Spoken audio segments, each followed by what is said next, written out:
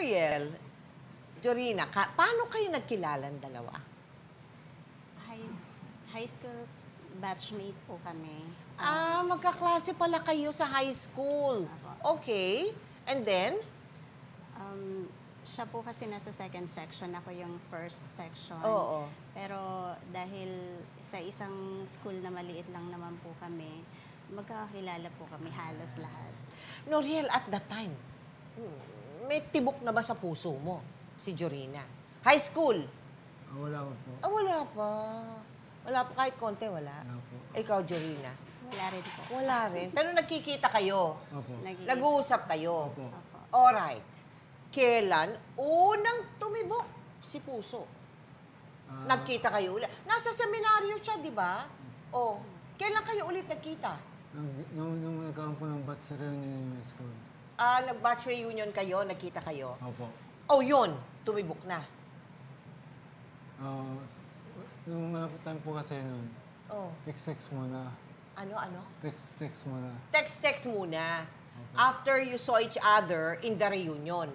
Opo. Okay. During the reunion, wala. Jorina. Wala po. Wala. Hindi ka na, Sabi hindi ka daw- na-attract sa kanya or, alam mo naman yung babae, medyo crush, mga ganyan. Nahahambugan po kasi ako sa Ay, kanya. hambog! The way Bakit? he moves, Oo, mayabang. mayabang siya. Mayabang. Hindi ko naman po siya pinapansin. Oo. Opo. Bakit nasabi mong mayabang? Paano ba kumilos? Iba po saka the way na magsalita siya, the way na po na magsalita siya, nayayabangan ako maere masyado. Maere masyado. Inaamin mo ba, Noriel? Opo. Inaamin mo na maere ka. Bakit ka naman maere? Sa bagay, hindi ka na, you're not bad looking at all. But bakit ka maere? Sa ano po kasi sa paglalakad ko po dati, medyo parang nilakad ko po, medyo lakad ng Lakad lang. parang siga. Bakit siga ka ba? At that time, why? At that time, how did you feel? Wala ka pang sakit at that time, Wala correct? po. Wala pa. So, ang feeling mo, alam mo na, medyo may mukha ka naman, may karta ka naman, ika nga nila, ganon. Ang feeling mo. But you were in the seminary. Did that add? Kaya ba medyo may may dating dahil galing kang seminaryo? Ganon? Parang ganun po. Parang ganon. Alam mo naman na seminarista siya. Opo. Alam mo naman. Okay. Ngayon, tinutuklas ko Saan kayo nag-umpisang ma-attract to each other? Kasi po lagi po siyang nagte-text sa akin. Ako Alright. lang daw sa lahat ng mga classmates niya. Oo. Ako lang po daw laging sumasagot sa text niya. Sabi ko, syempre kasi nagtatanong ka customer service. Okay. And then? Lagi ko sinasagot. So, doon po nagsimula. Lagi na kaming nagkakausap, nagtatawagan sa telepono. Yan po. And then, Diyan during the reunion, medyo na-over kayo ng inom. Ganun ba? Nangyari ba yun? Noriel, paano mo natuklasan na yung minsang nagsama kayong dalawa, nagbunga na pala? Paano mo nalaman? Kasi po, nag-invite niya ako. Actually, nasa loob po ako ng seminaryo. Yes. In-invite niya po ako. Pinakita niya sa akin yung PT, yung pregnancy test. Ay, oo. Nung ko po nalaman na confirm niya po. How did you feel? Nung nalaman mo, teka, may responsibilidad ka na pala dumarating Paano yun? Nasa loob ka ng seminaryo. Nagpaalam po kagad ako na lalabas na po ako. Nagpaalam ka talaga. Opo. Hindi ka nagdalawang isip. Hindi po. Talagang gusto mong panindigan Opo. yung nangyari kay Zorina. Opo. Jorina, na hindi mo man lang pinagdalawang isip na parang tatalikuran mo siya o hindi mo pananagutan. Talagang buo ang loob mo, pananagutan mo. Opo. Okay. Ikaw naman, Jorina, anong naging feeling mo nung nalaman mo, hala, nabuo? Siyempre po, natakot ako ng Natakot sobra. ka, oo. I mean, pero bago namin yun ginawa, parang nag-usap po kami Oo. na agreement po namin na whatever happens, we will stick together. Oo. Kaya yung nabuo na nga po, so, natuwa ako kasi although hindi naman masyado pang natuwa at that time, pero at least naramdaman ko natuwa ako dahil pinanindigan niya Aha. na yung baby namin. Aha. At tinupad niya yung pangako niya sa iyo. Opo. Pero nung una, nagkakalit ang tatay mo, di ba? Ayaw niya ka na magpakasal kayo. Paano ginawa ninyong dalawa? Parang ayaw pumayag ng mga magulang niyo. Kinausap po namin sila. Oo. Totally against sila sa ginawa namin. Pero dahil nga po, nandun na kami sa sitwasyon na parehas namin ginusto, umokay naman po sila so long as kailangan naming panindigan yung ginawa namin. Oo. So how long after na lumabas si Noriel sa seminaryo kayo nagpakasal? Agad ba yun? Agad kayo nagpakasal? Mga ano po, after 4 months. Ang mabilis! After 4 months, nagpakasal na kayo. Sa West po muna. And then, Sa West muna. after 1 year, simbahan po. Nagsimbahan din kayo after 1 year. Kamusta naman ang pagsisimula nyo bilang mag-asawa? Masaya po. Masaya. Oo. Kasi we both agreed I mean, na hindi labag sa kalooban namin yung ginawa namin. Oo. That's why. At mabait namang asawa si Noriel. Opo. At mabait namang misis Opo. si Jorina. Opo. Walang reklamo. Wala po. Pero syempre, dumating nga itong problema sa buhay ninyo. Kailan nag-umpisa ang symptoms kay kay Actually po, Noriel? last year po, last year, January, Oo. na nag-upisa po sa paa muna, dito sa kanang paa ko. Ano nangyari? Napilay po. Oo. Nagpacheck up po ako sa rheumatologist. Sabi ng rheumatologist, kasi wala siyang makitang masakit eh. Oo. Sabi sa akin ng rheumatologist, i-refer daw po ako sa neuro. Okay. Di, nung pumunta po ako sa neuro, sinama ko po yung kapatid ko. Oo. Meron po kaming case na ganito talaga. What do you mean meron kayong case? Sa pamilya, Sa meron pamilya, talaga meron. kayong ganyang ano? How did you know? Kasi po, 3 of my brothers po, may lesion niya. Ah! Pang-apat na po ako. So it runs in the family. Talagang 4 na brothers mo at 3 brothers. Yung dalawa po patay na. Okay. Yung isa po nasa Bicol po. Oo. Bedridden. Bedridden na yung pangatlong kapatid mo. Tapos ikaw ang pang-4. Opo. So ang lagay na ito'y nag-uumpisa pa lang pala, yung sakit na yan. Nag-uumpisa pa lang. Opo. Kasi 1 year lang eh. Last Opo. year lang ninyo na-discover eh. Hindi ba? Pero, Noriel, wala kang nararamdamang masakit sa katawan mo? Wala. Sa ngayon po, wala po po. Wala. It's, Pero yung ano po, tawag kasi sa sakit ko po is cervical dystonia. Si leg po yung tinamaan sa akin. leeg ang tinamaan Sa sa'yo ngayon pa. at saka paa. So, hindi mo maigalaw yung leeg mo ng ng maayos. Pag manakain po ako ng gamot, nagagalaw ko po ng maayos pag mayroong gamot. Pag merong gamot. Opo. Ngayon, may ininom ka bang gamot? Ngayon? Now? Kanina po pong 11 o'clock. In the morning? Opo. Kaya lang po yung effect ng gamot is lang po, 2 to 3 hours. 2 to 3 hours. Opo. Tapos mawawala. At hindi ka na pwedeng uminom ulit. Kasi po, 3 times a day lang po ako uminom. 3 times a day. So the next day, kailan ang susunod mong pag-inom? Mga 6 o'clock po. 6 o'clock, iinom ka na naman. Tapos, pag nakainom ka, normal. Normal po. Normal na yung mo. Normal po yung leg ko, pero yung paa ko, same pa rin. Ah, Pero nakalakad po ako ng maayos. oo. Hindi, ano ba problema sa paa mo? Parang wala namang problema Meron po. Pag naglakad po yan, Oh. pilay po yan. Pilay, Pilay, ibig pilay. sabihin? Walang walang Walang lakas. lakas. Wala? Meron pong lakas, kaya lang po, sud-sud po ang sud-sud. Sudsud. Oo. Gumaganon po. Ito po, di ba dapat po ganyan? Ito po nauna yung dulo. Pag ganun-ganon. Pero wala ring sakit yun. Wala po. Pasudsud lang, pero walang sakit. Wala po. Ako naman. Sa bandang kaliwa po, nagka-cramps. Parang yan. Aha. Kasi yung daliri ng paa ko, gumaganyan. Okay. Yun, sabi po kasi ng doktor, pag ang daliri daw po pataas, mas mahirap, hindi ka po palakarin. Pagpataas yung daliri ng ano, Oo. mahirap daw po yun. Kasi ang tendency nun, hindi ka makakalakad. Oo. Pag Ganyan, lalakad ka pa rin naman. Pili ko pong lumakad. Okay. Paano nagbagong buhay ninyo? Nang dapuan na siya, o lumabas na yung mga sintomas ng dystonia sa kanya, Jorina? Sobra pong malaking adjustment. Oo. Kasi, syempre, nagtatrabaho siya. Oo. At that time po kasi, na lumala na yung sakit niya, nag-resign ako from work. Okay. Kasi may baby kami na maliit. Oo. So, wala kami nakuhang yaya.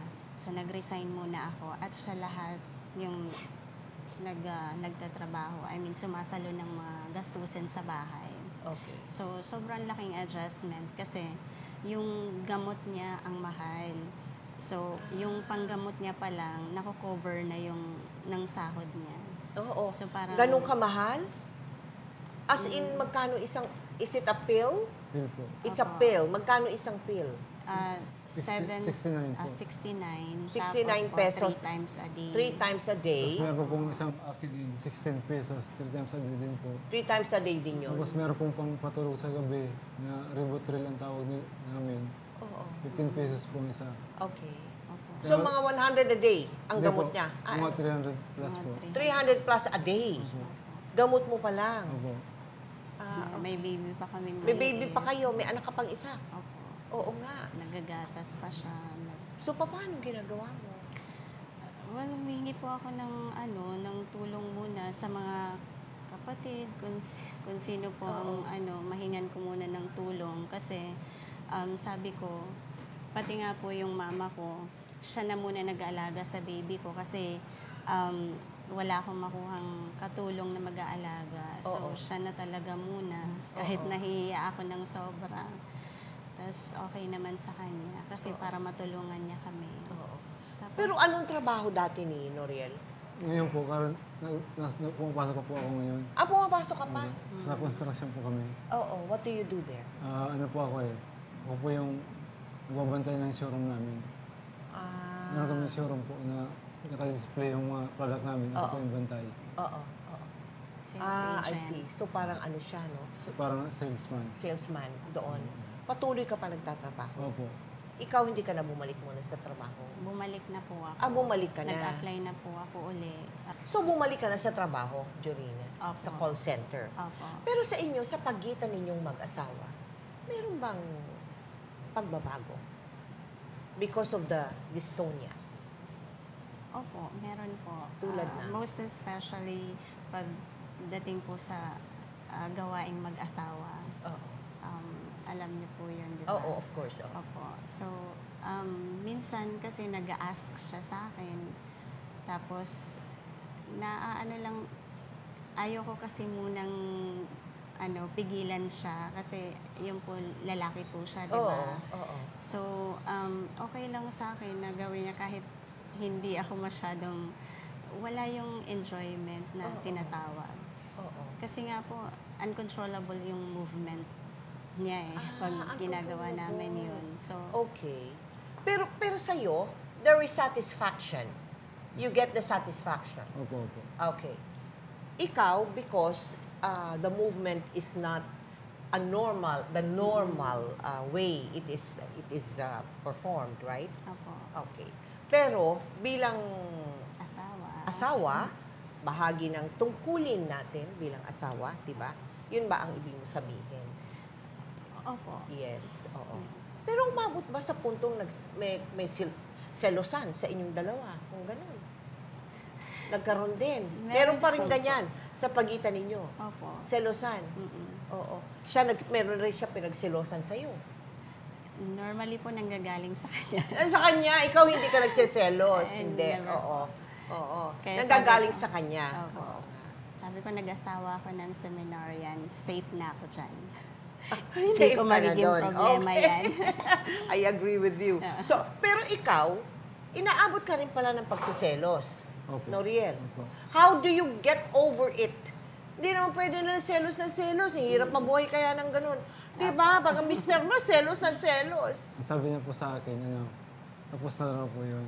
Okay. Kaya po, yun po ang paraan ko para kalimutan ko na yung pagsilos ko. So, simple lang. Kasi meron po siya mga past relationship eh. May past relationship siya. Of course. Oo, women, well, di ba? The women do. Ikaw naman ang pinili. Iba na yun, di ba? The good Oo. thing is, ikaw yung last. Ikaw yung last, di ba? Sa dulo yun, ikaw na yung one and only, di ba? Dinadagdagan lang ng konting tiwala. Opo. Pag medyo nagdududa ka, nagkakaroon ka na naman ng, alam mo na, umaano na naman yun, dagdagan mo lang ang pagtitiwala mo sa asawa mo. Alright, ngayon, nung nag-umpisa yung sakit, Mariel, ikaw ba'y nagkaroon ng mga agam-agam sa isip mo? Nagtanong ka ba sa Panginoon? Kung ito ba'y may kinalaman sa paglabas mo ng seminaryo, nagkaroon ka ba ng ganong pagdududa sa desisyon mo? Maraming beses ko pong ginawa yun. Oo. Nagtanong po ako sa Diyos. Sinumbatan ko. Nagalit ako. Nagalit ka? Opo. Aha. Paano? Bakit? Ano sabi mo sa Panginoon? Sabi ko po, kung kailan po maganda ng trabaho ko, saka pa naman to, gawa po sa akin sakit na to. Aha. Okay. And then? Saka po, sabi ko, sa dami-dami ng tao, ba't ako pa? Mhm. Sinagot ba ng Panginoon ang mo? Ang mga katanungan mo sa Kanya? You are a seminarian, di ba? Naniniwala ka rin siguro na lahat daw ng bagay, hindi na, meron daw purpose. Naniniwala ka sa ganun? Opo. Oo. Have you already gotten the answer to those questions? Nabigay na ba sa'yo ng Panginoon? Wala po eh. Wala pa. Inaantay ko po. Pinag-iisipan mo pa? Inaantay ko po yun. Oo nga. Pero hindi. Ikaw rin ang tutuklas di ba? Kung ano yung purpose ng Panginoon sa'yo Bakit kanya binigyan ng ng ganyan sakit? Hindi mo pa natutuklasan. Hindi. Hindi po. Hindi. Ikaw naman, Jorina, inabot mo ba yung puntong kung minsan gusto mo na mag-give up? Of Opo, course, mahirap pero sabihin na nandito si Noriel, di ba? Pero Opo. meron ba? Meron na rin bang Minsan nga ganun? kinakausap ko yung baby ko na maliit. Okay. Ini-explain ko sa kanya bakit nangyayari ito sa amin. Parang Paano mo ini-explain? kinakausap ko po Interesting. siya. Ano sinasabi mo? Nakangiti lang siya sa akin pag nagre-respond siya. Which is good kasi at least na nakikita ko yung smile niya, Oo. nababawasan yung sama ng loob ko, yung ganun Kanino po. kami sama ng loob? Sa pangyayari po. I Okay. mean, hindi ko naman sinisisi si Lord katulad ng sinasabi ni Noriel. Kasi I know for sure na may purpose nga siya, kaya nangyari to. Dati po kasi, lagi ako nagpipray sa kanya, humihingi ako ng anak na babae, gano'n. Tapos po, ang binigay niya sa amin, lalaki. Oo. So, parang recently na-realize ko na there's really a purpose bakit lalaki yung binigay niya sa akin. Kasi po, pagka babae, there's a possibility na maging carrier siya ng sakit. Kasi po Opo, karami nag-career, babae. Babae po kasi yung carrier ng sakit. I see. Tapos, pag lalaki, kunyari kaming dalawa, there's a chance po na yung lalaki hindi na magkaroon Oo. ng ganyang sakit. Oo, maputol na doon. Maputol na po. Kung nagkaroon po kami ng anak na babae, pag nagkasawa yun, At nagkaanak siya, maaaring lumabas po yung sakit. sa anak niyan lalaki. Lalaki lang lumalabas. Lalaki lang po lumalabas. Sa bihira pong case na babae. Oo. Bihira pong may case na babae. So sa na kaso sakit. po nila, yung mama niya yung carrier, lumabas sa 4 na anak niya na puro lalaki. Oo. Tapos po, we don't know kung yung isa sa mga babae niyang kapatid, carrier nung sakit. Oo. So, hindi pa po natin alam. Dorina, alam mo yan bago mo siya pinakasalan? Hindi mo alam. No, recently lang po. Recently mo lang nalaman. Mm. Hindi mo ba kuminsan na-feel na parang pinagkait sa'yo ang isang napakahalagang impormasyon na for your decision Mm. to marry him or not? Well, natanong ko po yun sa sarili ko, but it's too late. I mean, again, What for? oo. Parang what for? No? Asawa mo na siya Mm-mm. and mahal mo naman siya. Opo. So, wala, hayaan mo na lang, parang ganon. Saka tinanong ko siya na bakit hindi mo sa akin sinabi na meron palang ganun. Sinabi niya sa akin na may dystonia, sakit yung kapatid niya, but hindi ako nag-research tungkol doon. Oo. So lahat ng information ngayon tungkol sa sakit niya, Oo. ngayon ko lang nalaman dahil nag-research ako. Nag-research ka na. So, Pero sa tingin, ngayon ba medyo naaaninagan nyo na kung bakit pinagtagpo kayo ulit ng Panginoon? somehow po, syempre yung namin, yung parang purpose namin na magkaroon ng happy family, yun naman yung namin dati, gusto namin dati Yes. na magkaroon ng happy family. Yes. It's just that, nangyari naman yun. Yes. Ito lang po kasi na hindi namin inaasahan na may Yes. ganyan pala sa family nila na Yes. nagkaroon siya ng sakit. Hindi ba maaaring sabihin din na it's still the same purpose? Pinagtagpo kayo ulit ng Panginoon dahil alam niya na kayong dalawa ang para sa isa't isa kahit na pa may dumating na ganitong mabigat na problema sa pamilya. Sabi ko Hindi nga po kaya sa pwedeng ganon? Palagay ko yun Apo. Talagang pinakita sa inyo ni God kung ano yung tinatawag na unconditional love. Opo. Am I right, Noria? Tama po, tama. Unconditional. Talagang very few people, will have that or will feel that. Pero kayong dalawa, walang kaduda-duda. It exists with the two of you. Sabi ko nga po sa kanya, high school, wala tayong bakit tayong dalawa? Oo. So sabi ko, ano kayang mangyayari sa'yo kung hindi mo ako naging asawa? Naku, At oo. nagkaroon ka ng ganyan. Oo. Naiyak siya. Oo.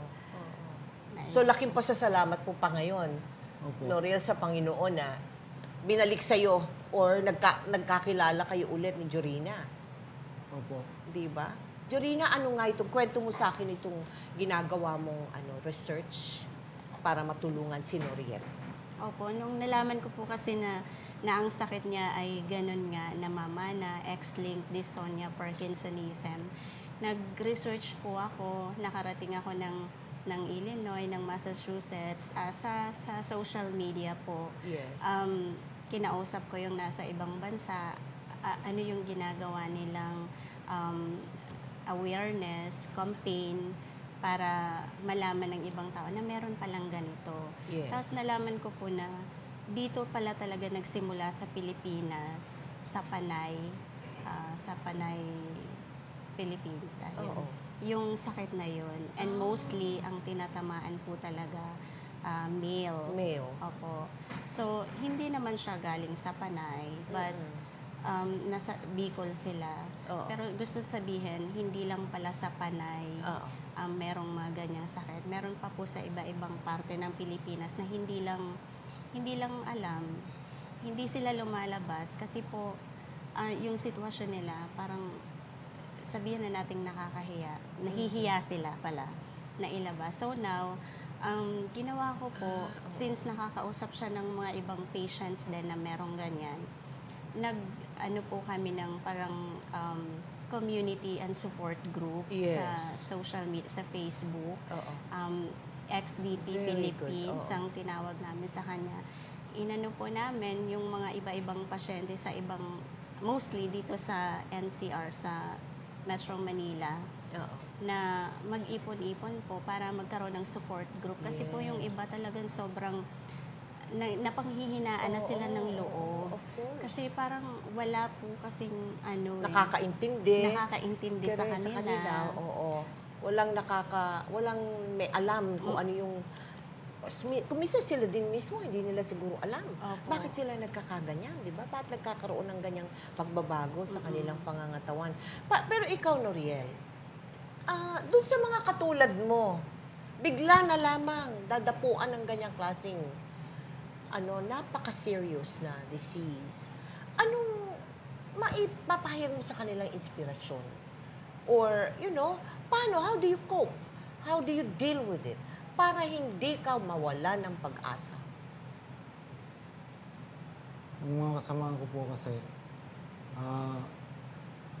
kami mismo, nagtutulungan po. Oo. Kasamahan po sa grupo Sa po yun ng grupo, mga, oo nga. ng Yung, mga yung pasyente pinorm po. ninyo, no? Oo.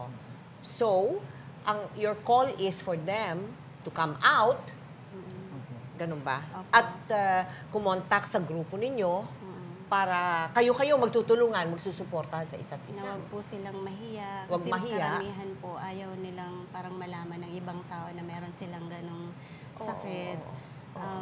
Yung iba naman po, gustong malaman ng iba na mayroon ganyang sakit para ma-aware sila. Sure, oo. Kasi recently po, nalaman namin na yung sakit nila XDP, hindi po pala siya registered sa rare disease ng yung batas po Batas. regarding rare disease. Okay. So hindi po kasama yung XDP. Oo. Nakausap po namin yung doctor niya, yung neurologist, na kailangan daw pong ilabi sa Congress para malaman po at maisama yung mga sakit nila sa rare disease Naku. registry. Naku, baka yan ang mission ninyong mag-asawa, Noriel. Opo. Binigyan kayo ng mission ng Panginoon na gawin ninyo yan for other people, no?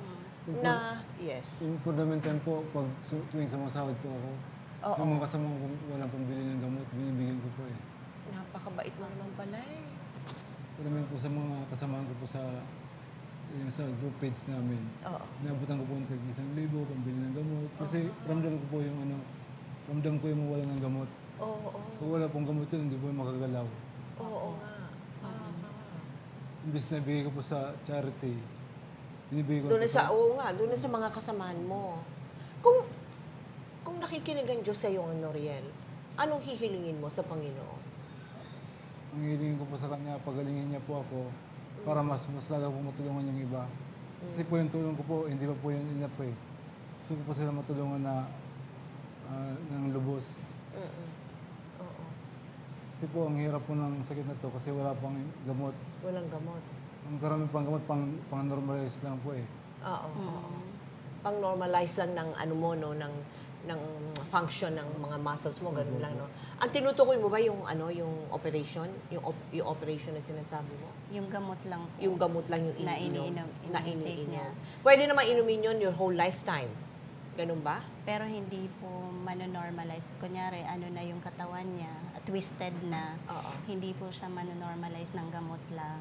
So, para makalakad siya ng maayos, kailangan po yung surgical operation, deep brain stimulation po na tinatawag. I see. Kasi po yung ano nila, natitwist yung katawan dito, I tinatamaan, paa, kahit general ano po. Yan ang kinakaharap ninyo, Jorina. Yung po, ang iba nga po eh, lumalabas pa yung dila. Okay. Lumalabas yung dila, yung tiyan, pumipilipit. Pumipilipit. Oo. So, wala pa siya sa ganong stage, early pa lang. Kaya po, sabi namin, ngayon, gawin na natin lahat ng paraan para ma-stop yan. And then, since alam mo na kung paano yung mawalan, alam mo na kung paano nagkaroon ka ng ganyan. So, matutulungan mo na yung, pag na-perform sa kanyang operation, matutulungan mo na yung iba dahil ramdam mo sila. Ganun. Ikaw naman, Jorina, ganong kalaki ba ang pagmamahal mo kay Noriel? Hanggang saan ka magtitiis? Hanggang saan mo siya uunawain? Hanggang saan mo siya paglilingkuran? Para sa akin po, kapit. Sabi ko lagi sa kanya, kapit lang. May awa ang Diyos. Matatapos din to. Kung may magbibigay sa atin ng tulong para maoperahan ka, sobrang magpapasalamat tayo. And that is for your second life. Sabi ko, kaya wag mo sayang. So, ang worry mo is, baka siya yung sumuko. Ha? Kasi po minsan sinasabi niya sa akin, gusto ko nang mamatay. Ano ka ba? Wala ka pang hindi ka pa nga kumukuha ng insurance. Pinamatawa ko siya. Oo. Kasi ako ng mga ganong usapan na regarding kamatayan, ganun. Sabi niya, parang gusto ko nang mamatay. Sabi ko, wala ka pang insurance. Maliit pa yung anak mo. Oh. Saka maganda pa ako. Maganda ka pa. Totoo Maganda pa naman. ako, bata pa ako. Natatawa lang siya. Kasi, Ang swerte mo, Noriel, napakabait ng misis mo. Ang swerte mo sa nakuha mong asawa. At sana, suklian mo din yun ng do not give up. Opo. There is always hope while we are alive. Thank you very much. Maraming salamat sa iyo. Thank you so much. Thank you, Jorina. I wish you all the luck and I will pray for you. apo. Dasal lang tayo niyan. Mm-mm. Di ba? Dasal ng marami. Opo. Yeah. Maring you will not be, totally normal, but ibig sabihin pagdasal na lang nato. Tama na yan, Lord, Diba? Oo. Galing. You're good. Okay.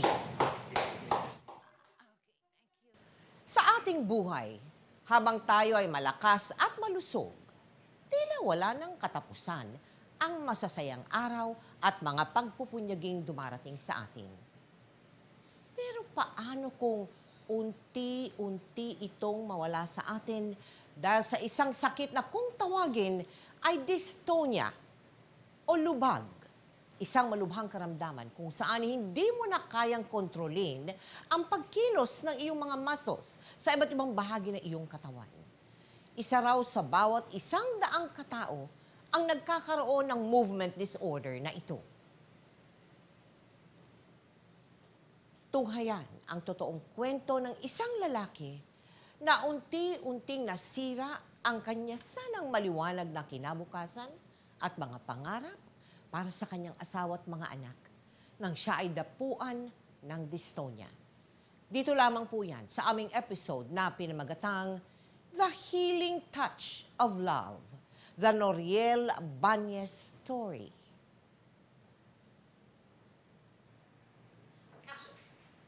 Ano mang karamdaman o trahedya ang dumating sa atin o sa ating mga mahal sa buhay, napakasakit at napakahirap itong tanggapin.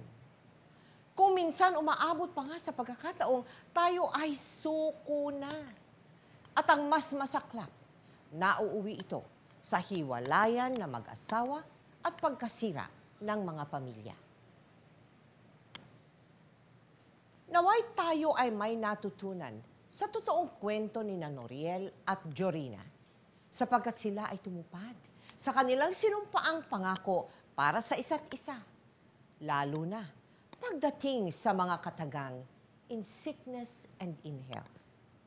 Tayo rin, sa hirap man o sa ginhawa, tayo ay manindigan, matutong magsakripisyo at tumupad sa ating mga pangako para sa isa't isa. Ngayon, bukas at magpakailanman.